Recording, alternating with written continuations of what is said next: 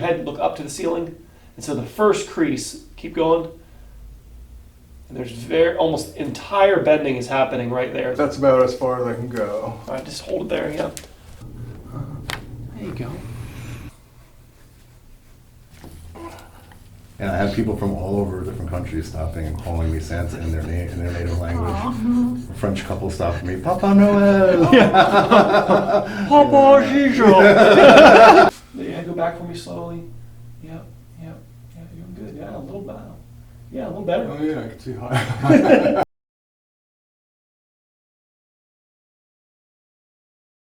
One of my major complaints is my right shoulder, which dates from an injury in my 30s. So I'm 55 now. So it happened when I was around 35, lifting in the gym, doing something improper form, or overdoing it.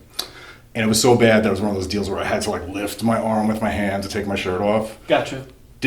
Saw a chiropractor at the time in New Jersey who treated it with like electrical stimulation and manipulation, but didn't have it like operated on or anything. And it's been like Did you feel like your shoulder went out of place? Did you feel like it kind of, I might have, I'm not it was pretty bad. And so that's been an ongoing chronic issue over the years. However, lately, I'll just go to pick something up and sting or like weakness or some sort of pain. Okay. So it's everything, like my right side is my problem. Goal is to understand that the lower neck and your arm are really on the same circuit. The wires, the brachial plexus of nerves that leave your lower neck control your arm. And so any type of sensation, zinging, is nerve. And so the wires are really one long continuous wire down your arm. And so in terms of bottleneck, the most common source of compression is where the nerves leave the spinal column, is where they're exiting, and they're supported by these discs that when the discs get injured, they make the holes get smaller. And so the care should be focused on taking stress off the lower neck being the most operated on part of the spine. And so we see most of the stress being in the lower neck. So I'm going to kind of evaluate you by trying to take the stress off your lower neck as best we can. And then the posture we're in determines where we're bending when we're not in my office. So first phase of care is get everything moving, and then the second phase of care is try to bring you back to the right posture with the understanding that our posture goes wrong or to an incorrect position to get away from a problem. So our body, for instance, will forwardly rotate to alleviate pressure. When you lift your arm up, it's the same as tilting your head. So mechanically, when you tilt your head to the right, the holes that the nerves go through on the right get smaller. So this is the same as this. And so when you're lifting your arms up in an exercise, you're essentially going to make those holes smaller. And if there's already a disc injury, then the wire gets hit and then you feel it down the arm. The ear hole, the external auditory meatus, should be over the center of your shoulder. Wow. And so the more forward your head goes from your shoulder, the more stress that's on the discs in the lower neck. And then, come over here for a second. And if you just, even without even tilting your head back, we can already see the crease right where your necklace was laying on you. This is where your neck likes to bend, and I would suspect that's where the disc injuries are. But very, very slowly let your head look up to the ceiling. And so the first crease, keep going. And there's almost entire bending is happening right there. There's very little happening at the top. Keep going all as far as you, and is there pain when you do this? No, but that's about as far as I can go. All right, just hold it there, yeah. All right, so my point, you look straight forward. Go ahead and look straight forward. So you've lost, your head should be able to bend back. Yeah. You don't have any rods in your neck. There's no surgery in your neck. No. So why have I lost my range of motion? Well, a majority of the range of motion should be occurring in your upper neck. And so what I can see when you're bending your head back, because the skin, you're initiating, all the folding happens in the lower neck, and the lower neck is your arm, and that is your problem. And so for the rest of your life, I would try to focus on leaving that area alone, where practitioners should not be rubbing your lower neck, not adjusting it as best they can. Take one deep breath in, little sit up, and let all the air out. I got you. Relax your back. There we go. I got you. Deep breath in. Relax your chest. It's okay. I got you. Yeah, no movement there. Deep breath in. One more. Exhale. Right. Okay. Get the idea? Right? Yeah. So not surprisingly, I don't have much function of the upper back. Right. And the non-functioning of your upper back is the problem. Okay. Right? And many doctors will take a picture of you and see young vertebrae in there because Yeah. they don't work, they're not going to age. And so I want to, that is significant that area basically said, I don't work. And we got to try to loosen up a little bit. There we go. We're just trying to loosen up the joint called the sacroiliac joint in your glute, leaving the lower back alone as best we can. So just, more information. Nobody should contact your lower back. All surgery happens in here. Oh. So the goal is to work on, again, above Okay. and below. Breathe. There we go. We have way too tight. Wow, he is so powerful. You sure you want a bodybuilder? Look at all this power in his back. Wow, it's a rock. Chevy could have you in their ads. Like a rock. All right. Wow. Breathe. I got you. Easy, easy. All right. Just way too tight. Yeah. There we go. Breathe for me. Try to let it go. A little bit there. Good. All right. You okay? A little bit. Yeah. Yeah, that was good. Gotta create. It's like a piece of paper that's been folded back and forth in the same crease, and now it's starting to rip. That's all that's happened.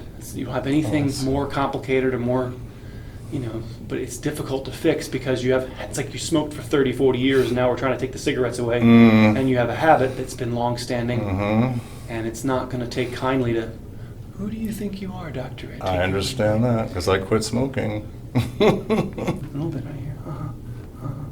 There you go. There you go. Did I do okay? You did great. I'm always worried I won't be a good neck. That was crack perfect. You did patient. great. You okay? No, I'm great. That was good. Yeah. The upper neck is not injured. It isn't working, Okay. but it isn't injured. And so Okay. asking it to be adjusted is not going to hurt anything. It's not. Okay. I'm not asking it to do something outside of its purview, of what its ability and what it's capable of doing. I'm asking it to do its job. It's usually the opposite upper side of the neck that controls the opposite lower. So the left upper part of your neck controls the right lower. I see. The right lower controls your right arm.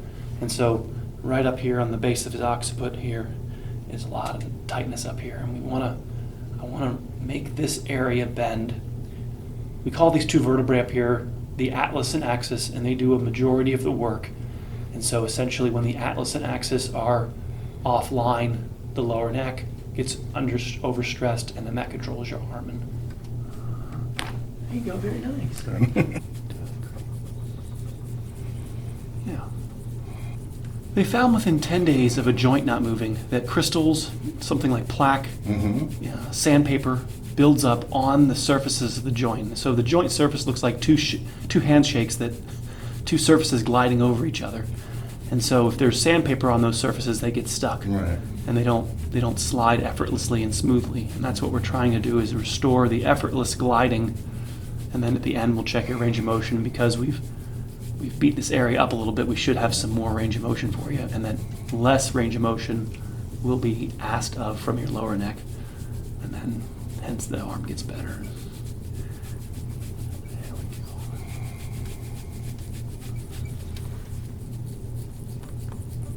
Very good. Boy, you going down to Antarctica? I guess people might have thought you were Santa. Oh no, that's not very nice. I've gotten that in Scandinavia. Okay, all right. I went to there's a town in Finland where they have a Santa Claus, Rovaniemi, and I had people from all over different countries stopping and calling me Santa in their native language. A French couple stopped me, Papa Noel. Papa Gijo.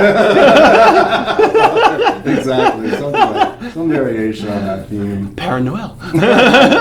Yeah, and I always try to be fun, nice about it. Even if it's the 100th time I've heard it. Right, Say, okay. oh, yes, of course, it's me. Chris Kringle. Kringle. I think of Tim Allen and Yeah. that's like the part that goes, Papa Gijo. Yeah.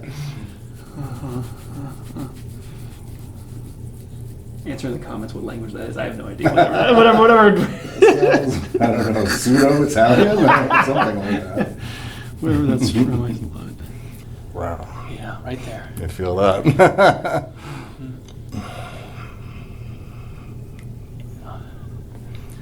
Right, so it's an avoidance of left lateral bending. Your head favors tilting to the right more than it favors tilting to the left. So getting off your right side when you sleep, or having your head turned to the right, try to see if you can tilt your head left or rotate left more. there's a favoritism to, like, I'm letting go of the steering wheel of the car and the car is drifting to the right. We want the car tracking straight. There's a drift to the right that then is wearing out the cartilage on the right, which then affects the arm. That's all that's happening.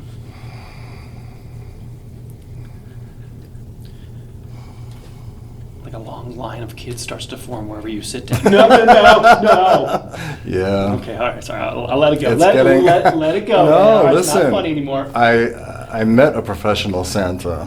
I was at some theme park. He was running the roller coaster. Okay. And he works for a company that leases them out. And he gave me his number. He said, "Hey, give us a call." Like, what do you mean give me a call?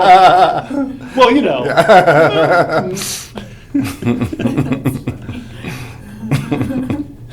You want me to report on something? No. Can you explain to me the scraping Yes. again? So blood flow. This is because this area has been clogged and stiff. The circulation that this area requires is poor, and blood brings the lubrication. When areas are either protected, guarded from an injury or posture, muscles will be really tight, which builds up lactic acid, which is the cellular exhaust. And so one of the purposes of breathing oxygen is to actually bring that oxygen to the tissue, but if an area is really tight, the perfusion is poor, and so by stimulating the area through massage and gua sha and adjustments, you bring that oxygen into these high pressure areas to remove the acidity. You also need oxygen to contract the muscle, you also need oxygen to relax the muscle. So to be able to unlock this area, you need oxygen to get in there to bind to the acidity, and then also that acidity irritates nerves. So you're cleaning the tissue, you're getting rid of what inflames the tissue, and allowing it to restore what we call homeostasis. It's supposed to be, running on its own autonomy, not needing me, or your body's supposed to be self-ruling, self-governing. Yeah, this area of your back is just on, it's on lockdown, it's all shut down, and, it leaves your poor lower back to probably do too much, and then your lower neck to do too much, and so it's just demolition phase. We have to bust loose walls, and I use the massage to get a deeper adjustment. That if we don't, generally when you first adjust somebody, it's more likely you just got all the loose ones, right?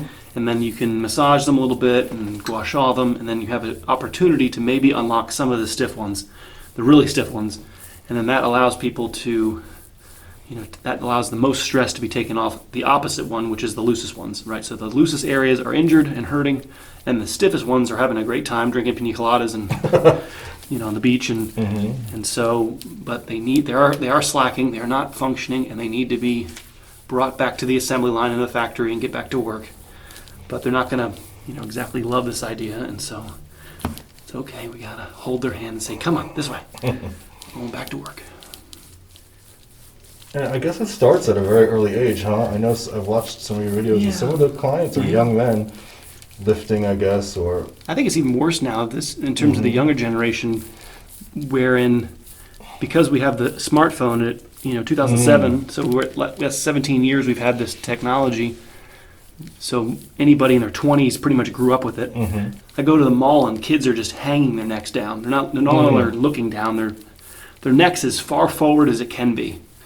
You're right. Like they can't go any farther forward with it, and then they're like hanging out there, and that's a real travesty that that nobody's talking about it or saying like, "Hey guys, let's try to not do this."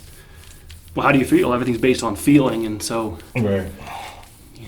there's not really any symptoms until 10, 15 years down the road from that point.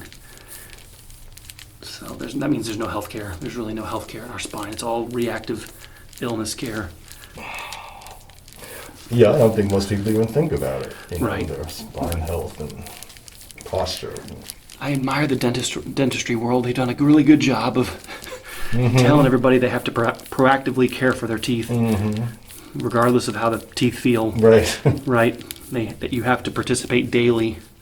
And even if you're not doing it, you're feeling guilty about it because it's on you. You know you should be. Whereas I think people don't even think. We're not even thinking about the spine. Right. Right. And then even with all the things the dentist tells you, you're still gonna have problems. Right. It's not a guarantee of no problems. It's just a guarantee maybe of less problems. Right.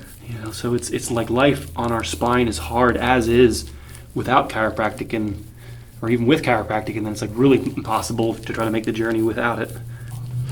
Oh, that's a Yes, good sir. spot. Yeah.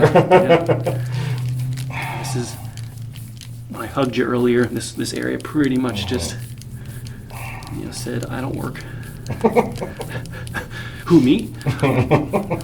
Hey, you, get into my car. And then, who, me? Yes, you. Oh.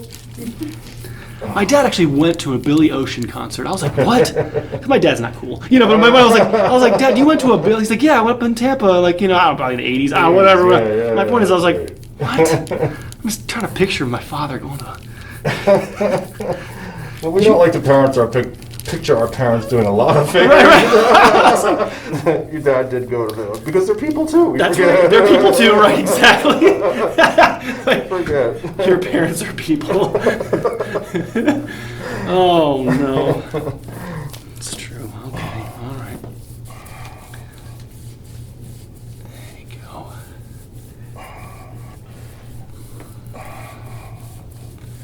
Yeah, that's kind of the hot spot I was talking about. Gotcha. Yeah, I feel it. Yeah, it's a little torn up in here. Maybe the accent, or from lifting your shoulder. Who knows how far the shrapnel went. When your bomb goes off, there's more injury than we really realize.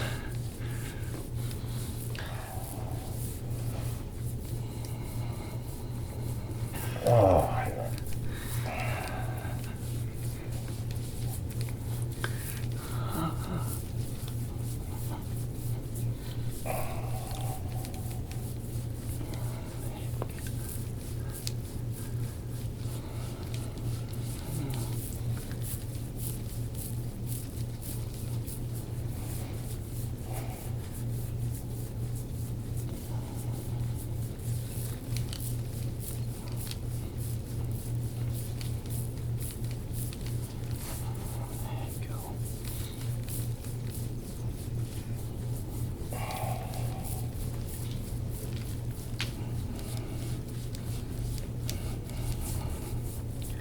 Yep.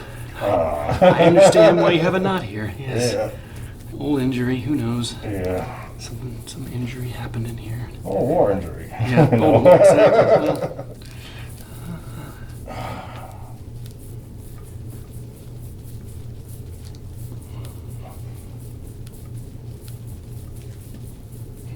Yeah, they say when you train with weights and you let it go for a while, they say, "Oh, don't worry, you'll get it back right away because your muscle has memory." But I guess that has the flip side too. It doesn't forget the bad stuff. Right. either. Right. Yeah. Yeah. I feel like my body, in terms of going, it's like a distant memory. There's memory. Well, I take a while. Right. Come on. Did I dream that? Did I used to go to the gym at some point? After 4 That's kids. how I feel. Right. It's a distant memory now. Yeah.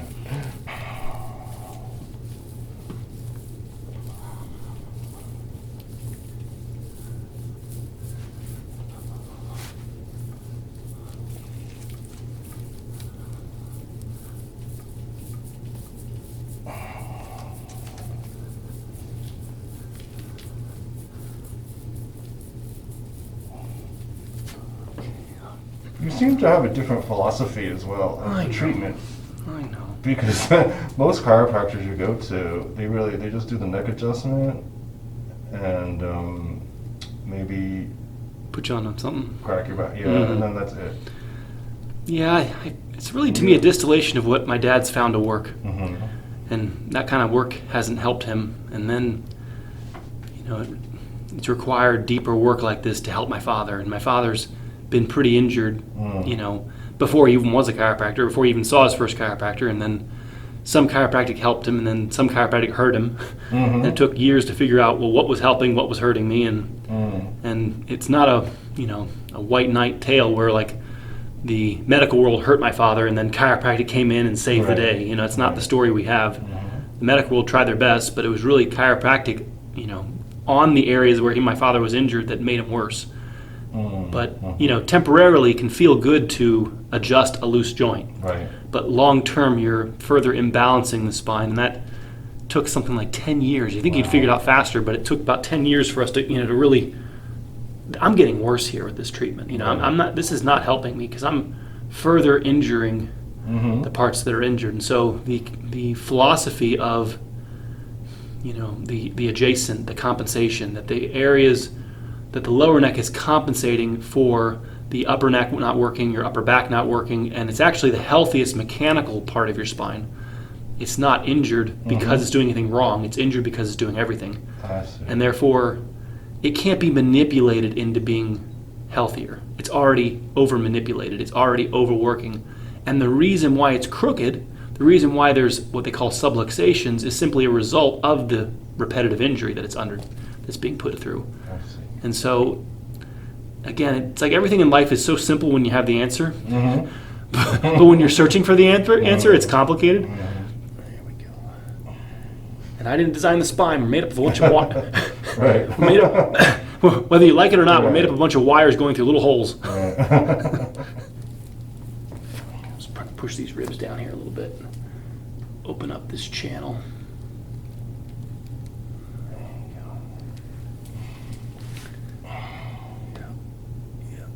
Right there.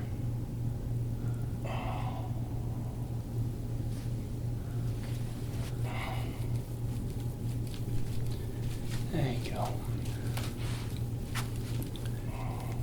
There you go.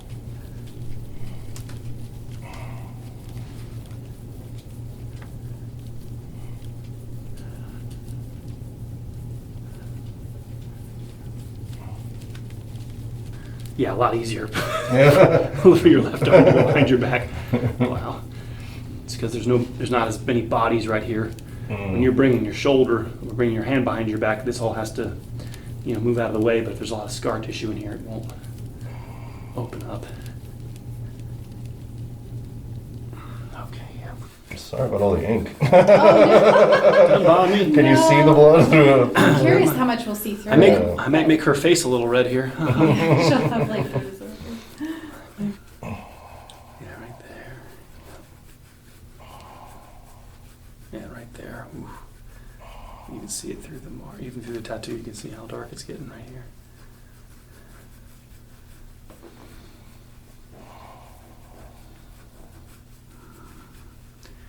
So when you mentioned your wrist earlier, have you had injuries to your wrists before? Or No, but I know when I've taken, say, yoga. I was taking yoga for a while, hoping to get more flexible and maybe just untie all these knots. Yeah, but I was the world's worst yoga student because I couldn't, like a plank even in a gym class. I have a hard time with like bending my wrists. Gotcha. Yeah. All right, we'll work on.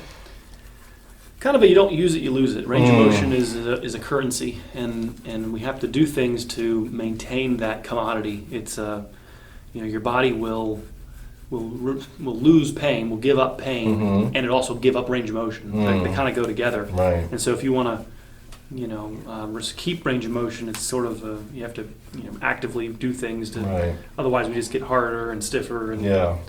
So it's. I didn't write the rule book, but it seems to me it's like the body just wants to curl up in a ball and harden. Yeah, mine especially. I took yoga for 2 years and I was like, I'm not making any progress.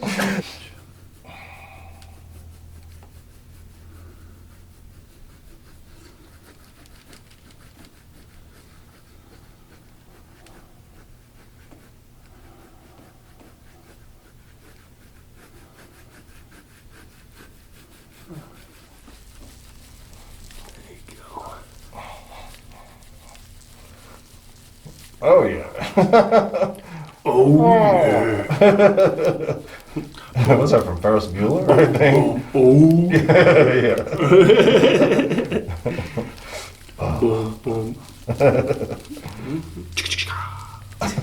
Yeah. Wow.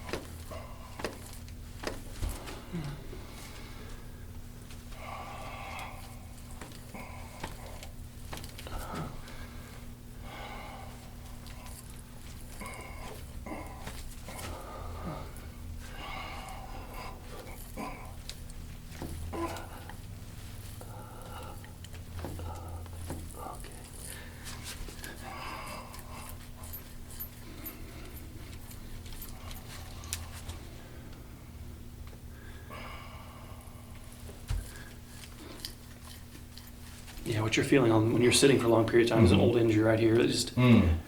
it shouldn't, like I said, to untangle it isn't that usually that difficult. Handful of visits, but to keep it untangled, it's like Right. your body wants to, for whatever reason, however, what caused it here, like I said, posture or injury, it wants this to be bound up, and that's what you notice when you're sitting. It just locks down in here. Yeah. Okay.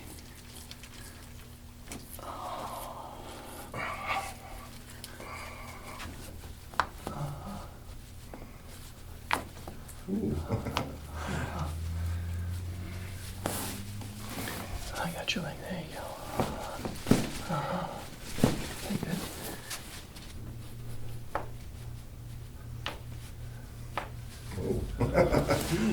Toe popping. A little bit, there you go, yeah. Oh, yeah, I feel it.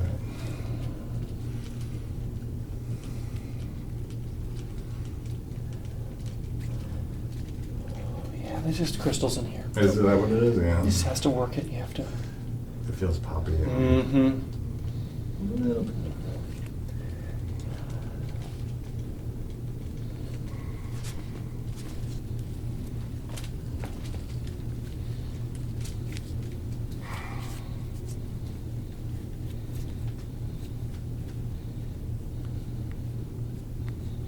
Mm. Crunch. There too. Wow. I don't even think that they'd be there.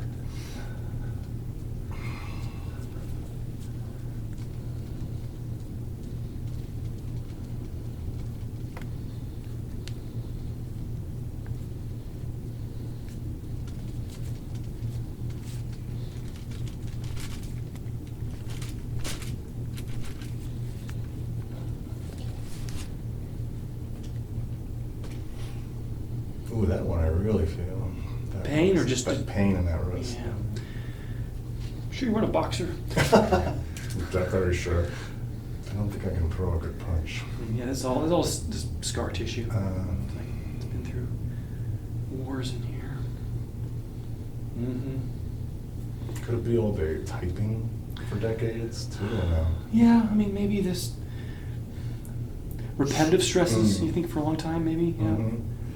It's like the body adapts to stress. So if your wrist is hurting when you're doing something and you keep doing it, Right. the bones will grow, and that puts plaque in there, puts crystals in there. So yeah, maybe if you, it feels pretty bad. I'm not surprised your range of motion's not. It's just like a wall there. Yeah. The goal is just take it to the edge. You try to keep working it. You take your kind of like taking your wrist and take it wherever that edge is. Try to take it 5-10 seconds. Yeah, I mean, it was so long ago Uh-huh. that I remember the aftermath more so than the actual event. Uh-huh, uh-huh. But I know that, like, if I wanted to do this after Uh-huh. the injury, I couldn't. Because of pain, you think right here? Go and take your shirt off, back on your back. Let me check. This is.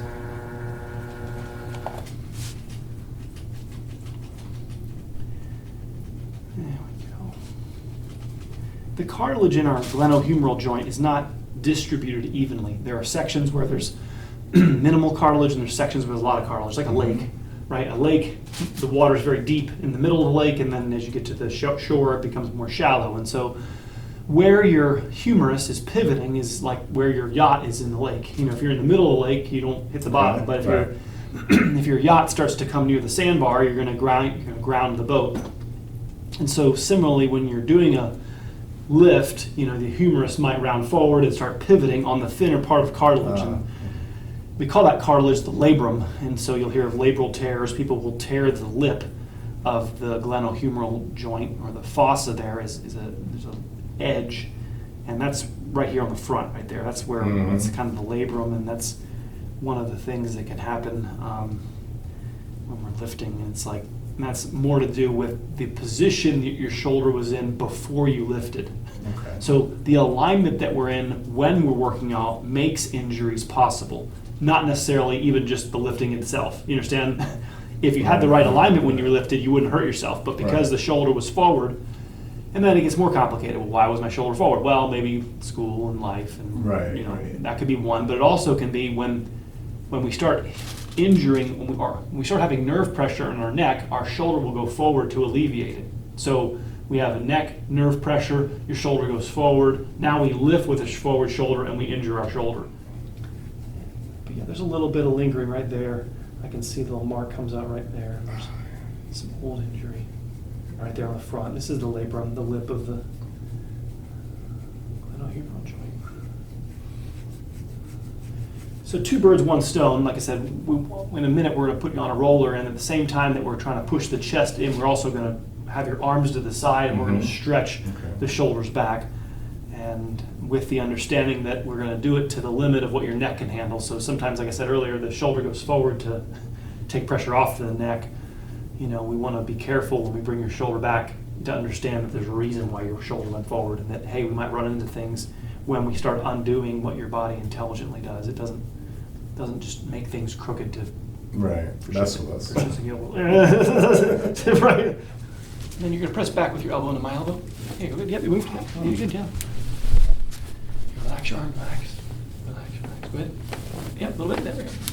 I may have to go. Actually, I'm going to do your ear. Hold on. I'm going to do your ear. Can't let you miss out on my ear treatment. Yeah. Okay. All right. Go ahead and tilt your head to the right for me. Tilt right for me. A little bit. Go ahead and tilt to the right for me. Tilt right.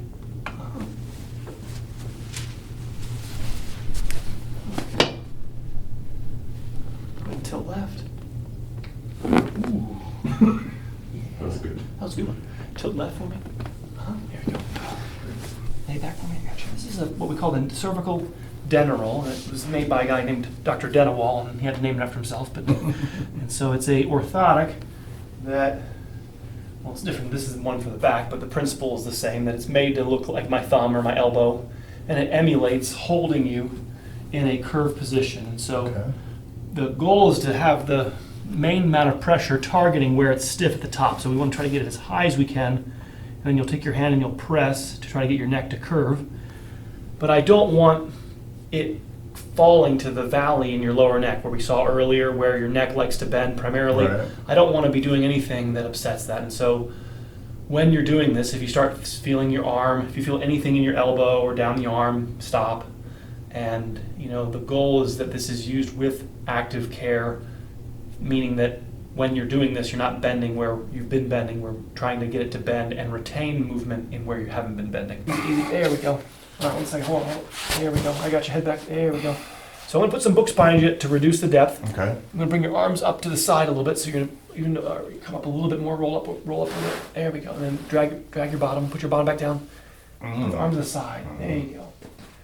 So at the same time, we're going to push your chest in. We want to relax the shoulders, let the shoulders drop back, stretch the pec, you know, and then if your hands start going tingly, put them on your belly. Okay. You know, you're not hurting anything, but the nerves that go down the arm are underneath the pectoralis muscle. So when the pec is stretching, it presses down on the wires. So you're not pinching anything per se in your neck.